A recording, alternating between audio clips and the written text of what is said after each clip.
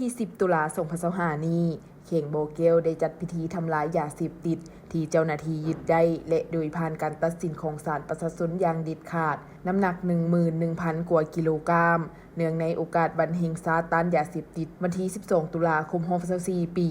โดยมีพลจัตวาเป็นคำบุตรจันเพงเลขาคณะบริหารงานพรรคเข่งรักษาการเจ้าเข่งโบเกลมีบรรดาการนำของเข่งเมืองพนักงานรัฐกรทหารตำรวจนักเรียนนักศึกษาองค์การปกครองบ้านพร้อมด้วยประชาชนบรรดาเผ่าเข้าร่วมพลจัตวาสุขพจันทร์ศรีลาภิษห้องเลขาพรรคเข่งห้องเจ้าเข่งโบเกลได้รายงานให้ฮู้ว่าเข่งโบเกลได้จัดพิธีจุดทำลายยาเสพติดที่เจ้าหน้าที่ยึดมาได้รวมมียาบ้าจำนวน68ล้านกว่าเม็ดมีน้ำหนัก 7,325 กิโลกรัมยาไอน้ำหนัก 2,202 กิโลกรัมคาเฟอีนน้ำหนัก 2 กิโลกรัมเคตามีนน้ำหนัก 91 กิโลกรัมแป้งฝุ่นสีขาวน้ำหนัก 1,512 กิโลกรัมแป้งฝุ่นสีแดงน้ำหนัก 14 กิโลกรัมยาสูบไฟฟ้าจำนวน 2,794 อันและยาเสพติดประเภทอื่นๆอีกรวมทั้งหมด 11,000 กว่ากิโลกรัม